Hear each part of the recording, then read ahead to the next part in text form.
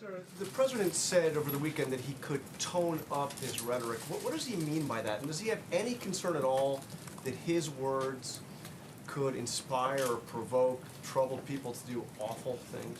In moments where our country is hurting like we've seen in the last several days, find ways to bring our country together, and we've seen him do exactly that. However, the president is going to continue to draw contrasts, particularly as we go into the final days of an election, the differences between the two parties, particularly on policy differences. You'll continue to see him make that contrast. But he has certainly, I think, found those moments to bring our country together and certainly focus on some of the things that all of us can support and all of us can condemn as well. But he's also harshly attacked some of the very people that received those pipe bombs, and this morning suggesting that the news media is responsible for the anger in the country. How does he do that when, in the case of the pipe bomber, this was somebody who went to Trump rallies, this is somebody who had a van covered with attacks on the media and praise for the president.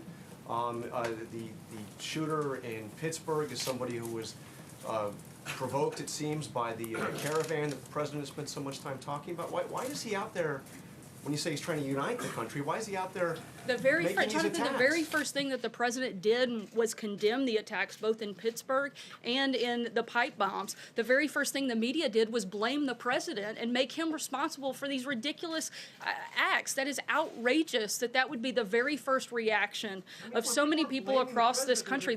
I'm not finished. The only person responsible for carrying out either of these heinous acts were the individuals who carried them out. It's not the president, no more than it was Bernie Sanders' fault for the individual who shot up a baseball field of congressional Republicans. You can't start putting the responsibility of individuals on anybody but the individual who carries out the crime. Why is the president suggesting it's the news media? The president's the one placing blame here. No, the president's not placing blame. The president's is not responsible for these acts. Again, the very first action that the president did was condemn these heinous acts. The very first thing that the media did was condemn the president and go after and try to place blame, not just on the president, but everybody that works in this administration. The major news network's first public statement was to blame the president, and myself included. I mean, that is outrageous that anybody other than the individual who carried out the crime would hold that responsibility.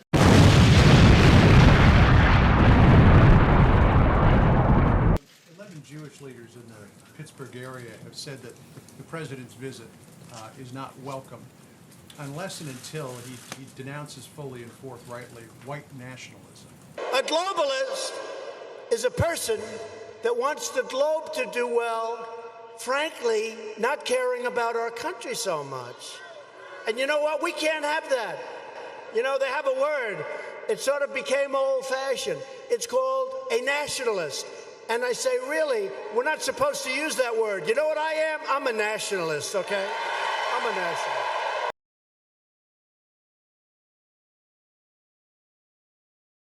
Unless and until he denounces fully and forthrightly white nationalism, white nationalism, white nationalism. Does the White House believe this president has done enough to denounce white nationalism?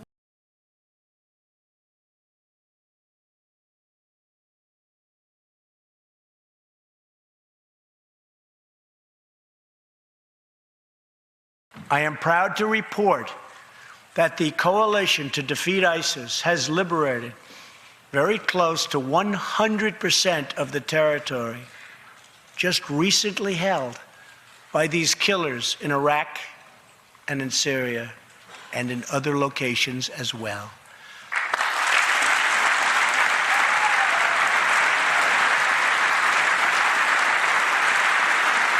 Welcome back. Truly an historic meeting in Singapore this week. President Trump and North Korean leader Kim Jong-un come to an agreement to start the complete denuclearization of the Korean Peninsula. Chairman Kim has before him an opportunity like no other to be remembered as the leader who ushered in a glorious new era of security and prosperity for his people. Chairman Kim and I just signed a joint statement in which he reaffirmed his unwavering commitment to complete denuclearization of the Korean Peninsula. Does the White House believe this president has done enough to denounce white nationalism? The president has denounced racism, hatred, and bigotry in all forms on a number of occasions. We'll continue to do that. I'm doing it here today.